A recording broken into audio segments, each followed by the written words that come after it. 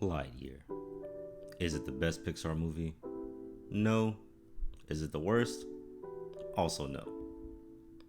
Now, when I first left the theater after seeing this movie, I definitely loved it a lot more than I do now. After having some time to sit and think on it, I've come to the conclusion that it's just middle of the pack for a Pixar film. There are things that I really enjoy about the movie. I'm a huge space nerd, so that's free points in and of itself. I find the animation to be visually pleasing, most notably during the space exploration or any of the hyperspeed scenes. I also love how even though it's animated, it has moments that operate realistically in comparison to our own world. There's a scene with Izzy Hawthorne, the granddaughter of Alicia, that takes place on an alien spaceship in which she has to go out into the void of space and catapult herself across the other side of the ship to reach Buzz. And that moment really gave me big Gravity vibes. A space movie from 2013, 2015-ish, somewhere in that time frame. The tension you have knowing that one wrong movement and you can be sent drifting off into space for eternity. Those were some of the small moments that were my favorite in the film because it felt like I was there, and I even gasped at times. Now, before going into the movie, I only saw about 30 seconds of footage.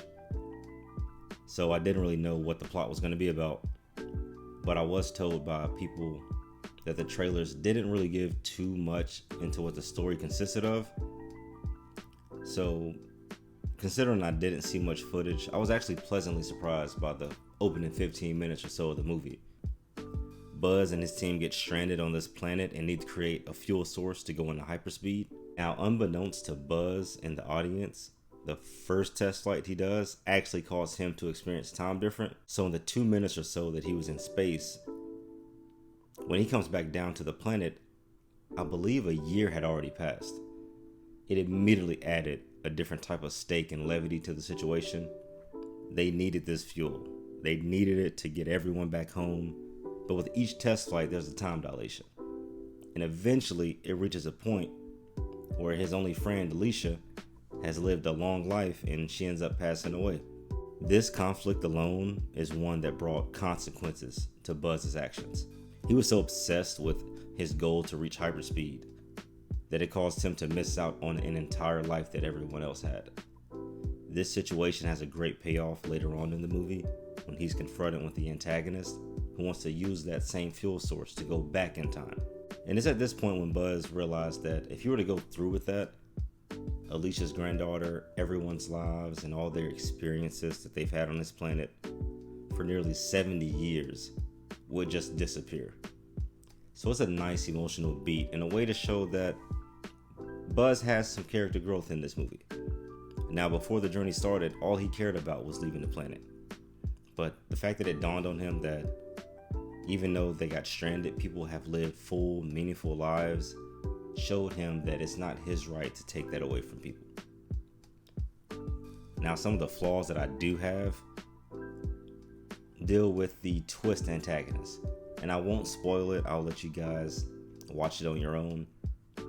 And I like the premise of the character, just not the fact that they were a villain. It left much to be explained, and the writing was very weak in this department.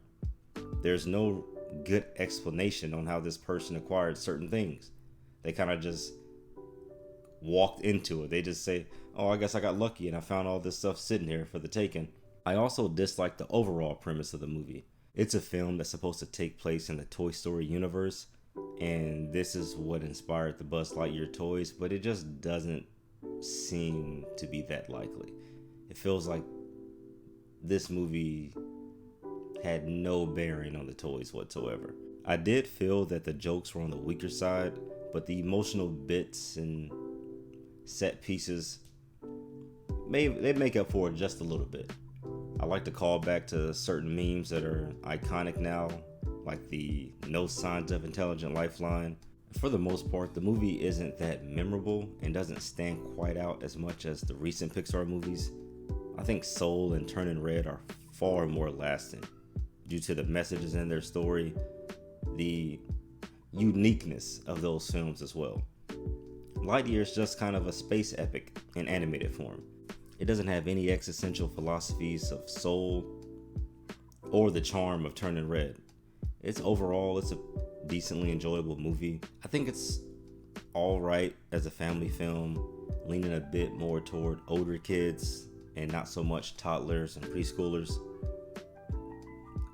Me personally, the movie did give me a good amount of what I wanted. I had a better time watching it with the crowd than I expected. Now on this channel, I don't really do number scores. I kind of base it off of, is it worth your time and money and going to the theater? And with the prices being the way they are, these ticket prices are insane. Concessions are insane. Taking the family to see this movie isn't necessary. I would just wait for it to pop up on Disney Plus. You're not gonna really miss anything out by waiting. Now, if you're just going by yourself, I guess it's worth maybe, a Tuesday $5 ticket. It's not a $20 IMAX Dolby Cinema type of film. It's not worth it for that. But if it's a Tuesday, $5, you got some free time, yeah, sure, why not? Go check it out. Now, if you enjoyed my review, leave a like, comment, subscribe as well. If you hated my review, leave a dislike and comment, and still subscribe. Let me know what you all thought of the film down in the comment section below.